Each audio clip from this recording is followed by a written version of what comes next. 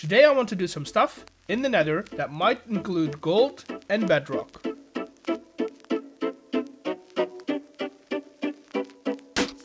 Welcome to a new video on the single player world, and today I want to start prepping some stuff for the future nether hub, and I think we can do something about the raids on the gold farm as well.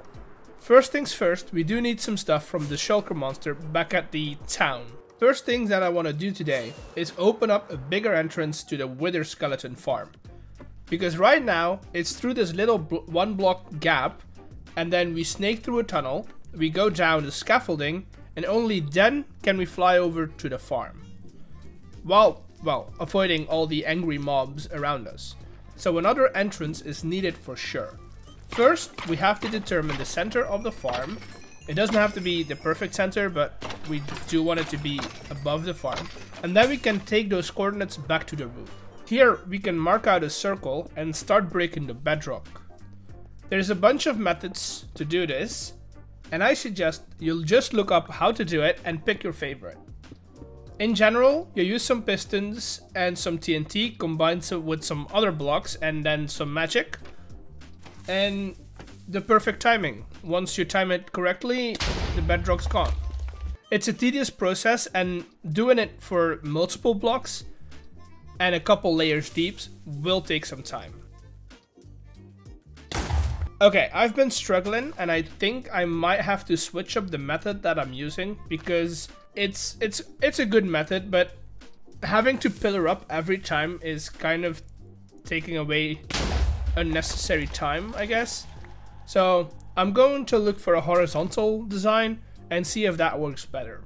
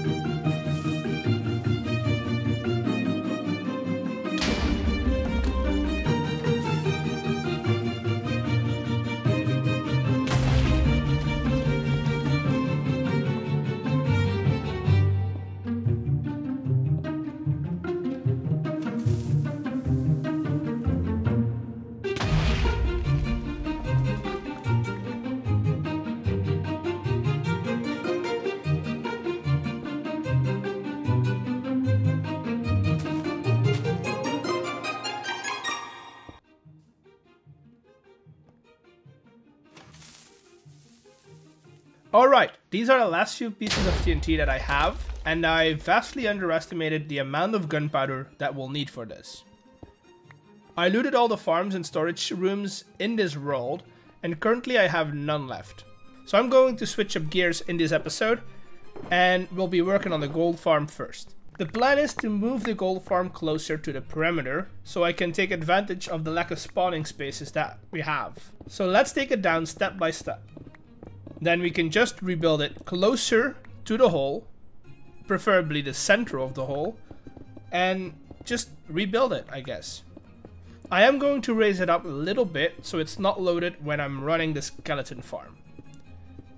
And wait a second. This is a soul sand valley. I don't think piglins spawn here. I'm gonna double check that for a second, and I'll be right back. And I was correct. Building the farm here would be pretty much useless. It might be a bit late in the day for my brain to think, so I'm just gonna go and run the gunpowder farm for a bit and think about how I can rebuild this farm and take advantage of the big hole below the bedrock. Okay, I've been looking over this gold farm problem, and we could just rebuild it in the original spot, but that'd be useless. And then I found this little spot. It falls within the border of the perimeter, and it's still a nether waste biome.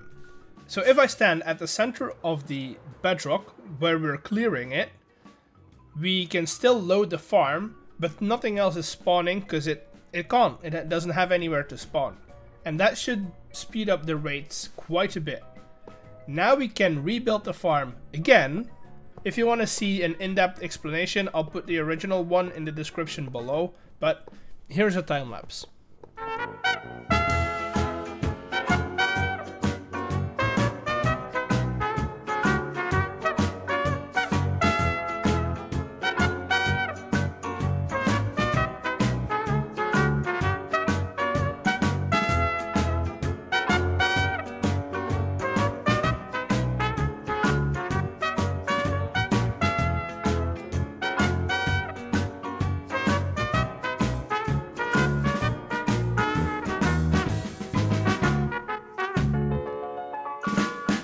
Oh, right, and if we stand right here, we should be loading the farm.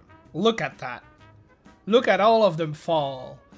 That'll do. That's actually pretty fast. Once I get crafters in the game, I'll probably automate and convert all the nuggets into ingots.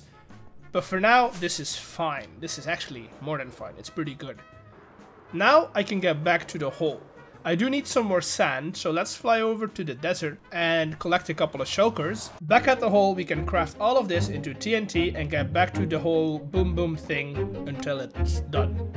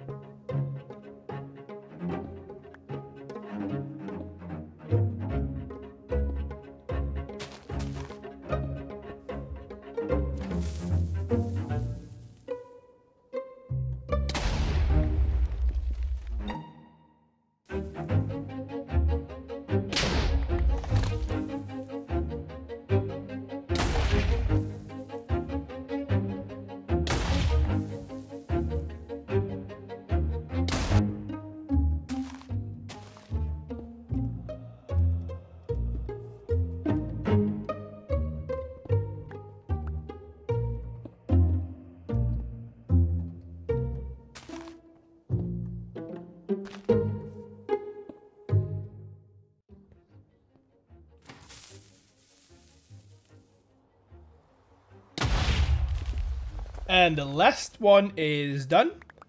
All of the bedrock is gone, and as you can see, we just have to take out this little protective layer of obsidian, and then the hole will be holed. I'm going to add a little border of slabs around it, because knowing myself, if I don't mark the hole, I'll walk straight into it, and it's quite the ways down. Some clearing of the shulker boxes and the chests later, and we have a nice clean entrance to the farm. The markings on the floor are for a future episode, so if you're curious, subscribe and you'll see what it's for. It's weird that I spent the same amount of hours working on this episode as I do on others, but I feel like I haven't done so much. So to fulfill my own greed of productivity, I'm going to zoom through a couple more houses, and you've seen me build plenty of those, so here's a quick compilation of just, I don't know what the process is again.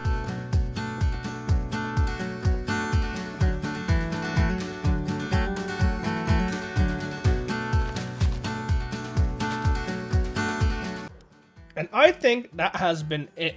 I'm running out of time for the video, so even though if it wasn't the most content-driven episode, we did still do a lot of stuff. I like it. If you liked it, subscribe, like the video, and I'll see you guys in the next one. Bye!